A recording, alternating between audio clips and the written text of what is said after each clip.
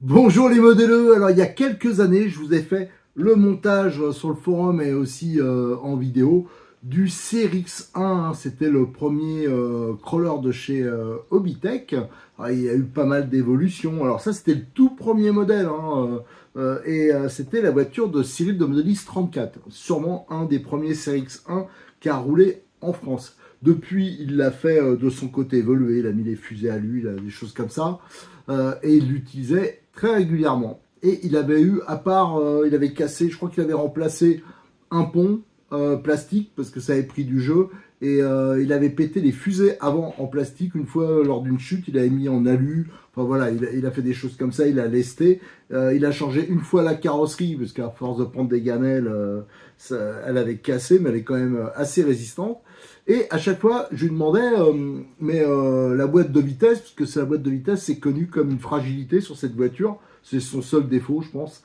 Et lui, j'avais le problème. Et si ceux qui suivent nos vidéos attentivement, lors de notre dernier passage à Aspirant, comme Cyril, c'est là-bas qui va rouler beaucoup, justement, je faisais un petit tour des stands, comme je fais à chaque fois. Et je passe devant lui, je dis, ah bon, t'es toujours, t'as rien fait comme évolution. Je lui pose 2-3 questions, je lui dis, la boîte de vitesse, toujours pas de problème. Il dit, non, non, j'avais eu de soucis. Et je vous jure, 2 minutes après, il partait, il était en train de mettre la queue pour le préparer. La boîte de vitesse, elle a pété direct. Comme quoi, je ne l'ai pas porté chance. Donc, comme la boîte a pété, alors la boîte, il faut bien avouer qu'elle n'est pas très chère, qu'il y a aussi, dans le commerce, on trouve des solutions pour mettre des pignons qui sont plus résistants. Mais Hobbytech propose depuis le Model Festival, hein, j'avais fait une interview du boss qui avait présenté cette évolution-là, mais aussi on avait fait les photos, enfin vous allez voir, il y avait pas mal de trucs. C'était pour une option qui est d'ailleurs commune en partie avec le CRX2. Hein. Je rappelle que le CRX1 il est toujours commercialisé. La carrosserie elle a de la gueule, quoi. Et c'est une voiture quand même, à part l'histoire de la boîte, qui est quand même très solide et vraiment efficace. Hein. On a étonné plus d'un. Et ils ont sorti le kit Overdrive. En plus, c'est un prix vraiment intéressant parce que c'est complet. Il y a les cardans. Non, celui-là, il n'y a pas le cardan. Je confonds avec... il y a à peu près le même pour le CRX2.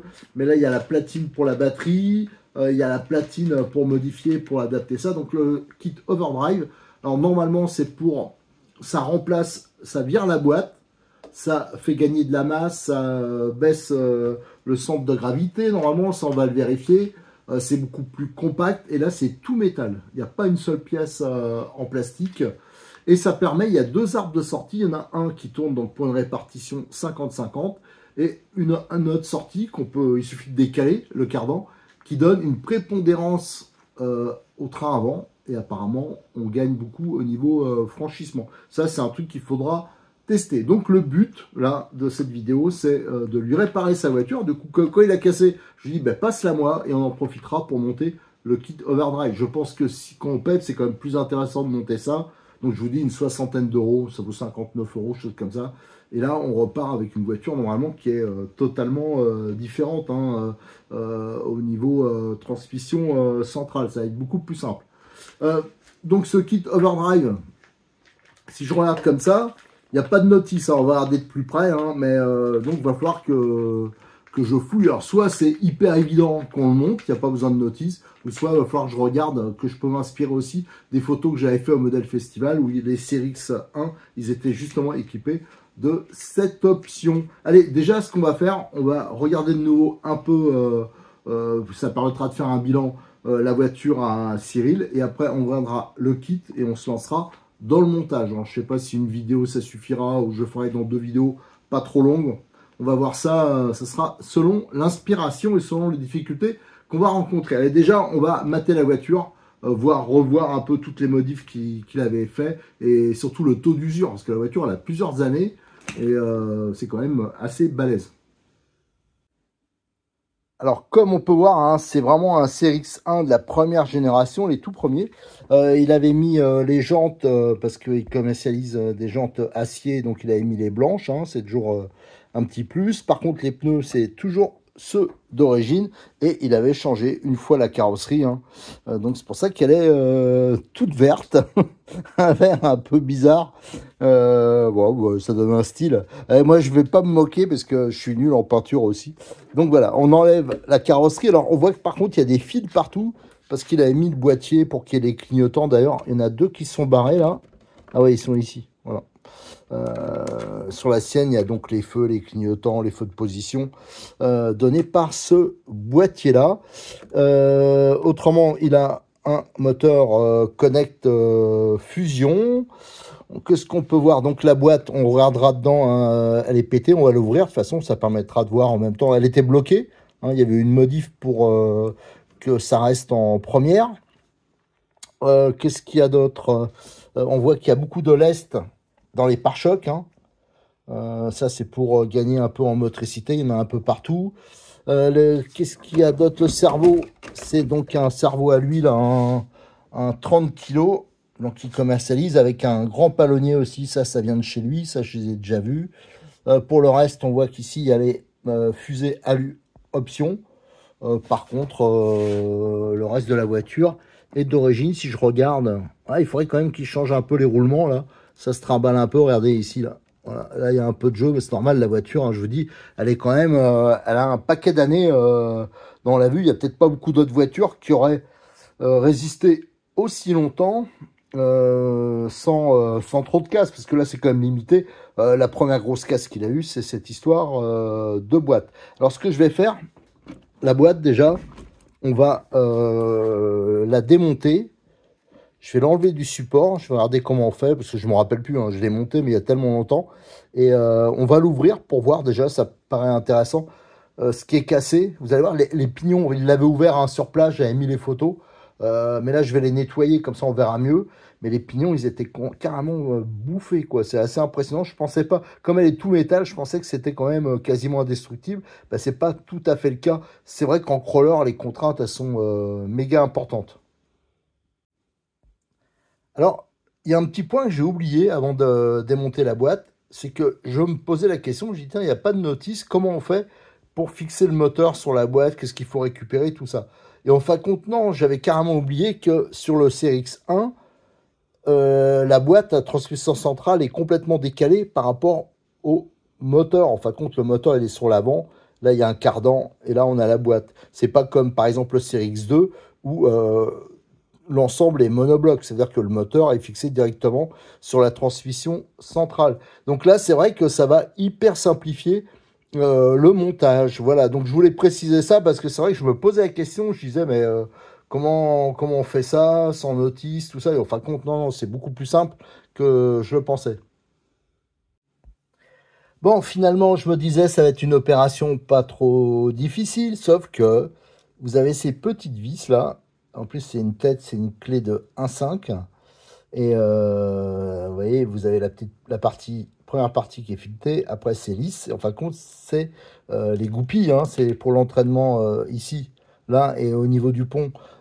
Pour les cardans, c'est indémontable. Les têtes, en plus, elles sont abîmées. J'ai réussi à en déboîter une ici, côté pont. L'autre côté, c'est impossible. Donc, je suis dans la galère. Alors, la seule chose qui me reste, il faudrait que je le chauffe. Mais avec tout l'environnement plastique, c'est pas évident. Donc, va falloir que au moins celle côté pont, je pourrais pas chauffer. Il y a trop de plastique autour. Donc, avec une Dremel, je vais faire une fente. Je vais essayer avec un tournevis plat. Enfin, voilà. Donc, c'est... et en plus, je vais en profiter quand même pour nettoyer. Parce que, bien sûr, quand j'ai retiré la boîte, là, il y a 4 vis hein, et on le débloque. C'est un peu crade en dessous. C'est normal. Tiens, j'en profite pour vous montrer le cardan qui est en plastique. Hein, mais ça fonctionne très bien. Donc qui est sur la sortie là, voilà, et qui entraîne, il y a une goupille de chaque côté, et ça entraîne, voilà, ça vient se mettre là, et ça entraîne la transmission centrale. Allez, je vous retrouve quand j'ai réussi à démonter, mais bon, c'est un peu galère.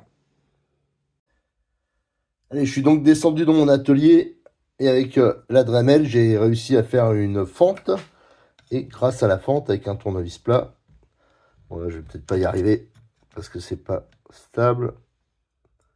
Mais j'ai réussi, bon voilà, admettons, hein, on va admettre que vous l'avez vu se dévisser, mais bon, j'ai réussi à le débloquer comme ça, mais bon, faut que je le tienne correctement avec une main, c'est pas possible. Alors là, j'ai fait la plus facile, la plus accessible.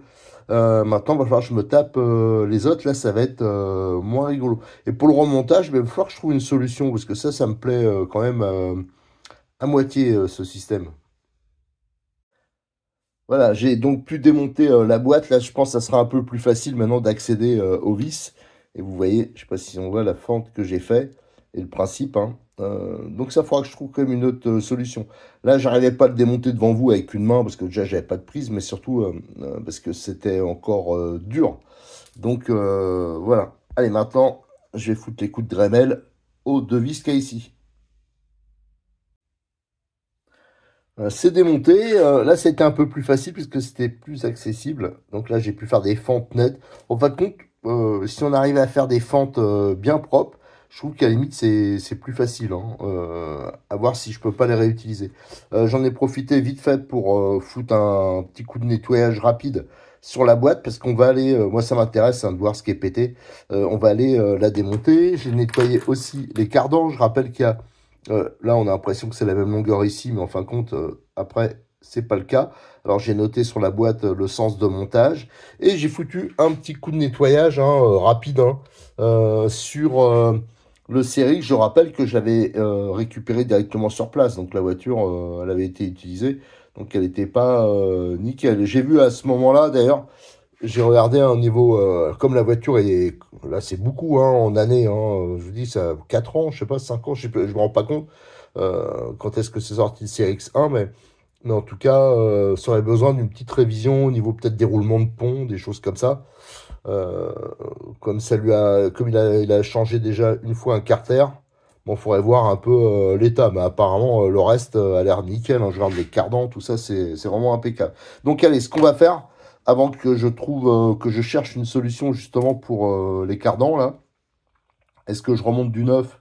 Mais je pense qu'on aura peut-être le même problème, hein, la tête, moi je trouve que c'est trop mou, je pense que ça fera souci, ou alors est-ce que je prends les vis d'origine et je fais la fente? À voir. Je vais voir aussi avec du charisma comment c'était fait. Et on va tout de suite aller démonter cette boîte par curiosité. Alors, on va mater, hein, cette boîte en panne, hein, par curiosité, hein. C'est vraiment pour découvrir comment c'est dedans. En fin de compte, hein, cette vidéo, il faudra que je la fasse en 2 parties. Parce que, comme d'habitude, comme je détaille, et que je veux vraiment tout montrer, c'est un peu long. Ça, c'est une boîte neuve, hein, pour comparer. Allez, go. Pour une fois... Ah, bon, là, ça marchera pas comme ça. Pour une fois, je prends la visseuse, hein, parce que de toute façon, comme c'est une boîte qui est morte, j'ai pas peur d'abîmer au démontage. Donc ça, il y a combien de vis pour ouvrir ça? Ah, on va déjà peut-être ouvrir le carter supérieur. Là, peut-être que ça s'ouvre à part. Alors ça, comment ça s'ouvre? Voilà, parce que là, il y a eu un bricolage. Voilà. Donc là, je rappelle, hein, c'est la commande de la boîte, hein.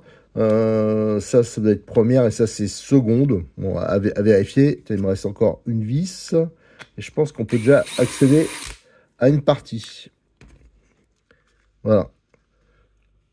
Donc voilà ce qu'on découvre. Alors là, vous avez la fourchette pour le passage de la boîte, hein, des vitesses. Alors à la base, c'était une bonne idée, hein, mais il s'avère que bon, ça rajoute des pièces de transmission, donc ça fait des sources de panne. Donc il y avait même sur ceux qui sont commercialisés actuellement, vous avez le système qui est livré d'origine. D'ailleurs, c'est une belle pièce pour bloquer la boîte. Donc en fin de compte, ça sert à rien.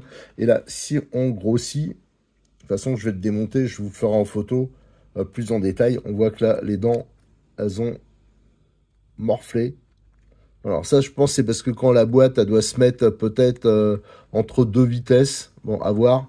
En tout cas, là, la pièce, pourtant, c'est une pièce qui vaut pas très cher en pièces détachées. C'est moins de 40 €.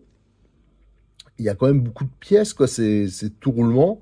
Et on voit le pignon du fond. Alors lui, il est vraiment très becté. Je sais pas si on l'aperçoit. C'est lui qui est le plus abîmé. Voilà. Alors je vais peut-être démonter encore quelques éléments. Alors est-ce qu'on peut l'ouvrir comme ça?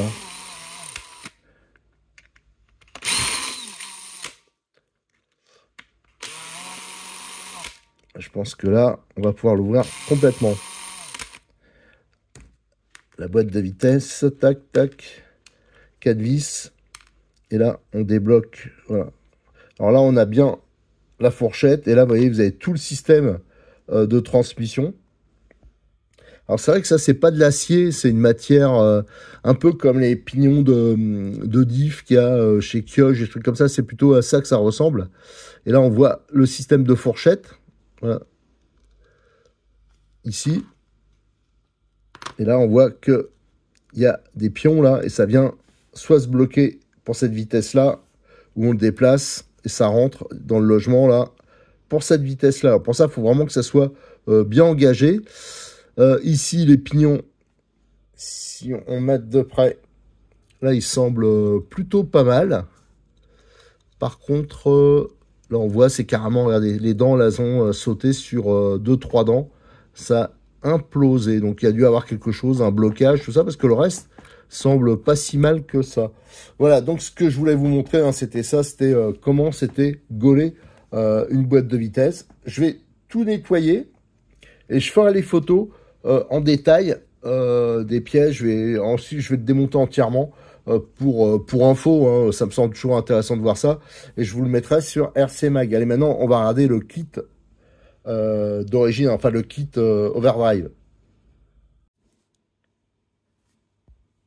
Alors donc après avoir fait le petit tuto pour montrer comment on pouvait démonter les vis qui permettent l'entraînement des cardans, avoir aussi décortiqué la boîte pour vous montrer pourquoi ça casse, mais aussi surtout comment c'était constitué, parce que ça me semble intéressant, c'est vrai que c'est assez sympa à la base. Maintenant, on va regarder la composition de ce kit CRX 084, voilà, donc l'overdrive, vous appelez ça overdrive, oui, la transmission tout métal centrale qui va permettre, alors je vous dis, hein, je le répète parce que c'est important, j'ai pas trouvé de notice, j'ai pas trouvé surtout de photos, d'images qui pouvaient m'aider, donc je suis obligé d'imaginer.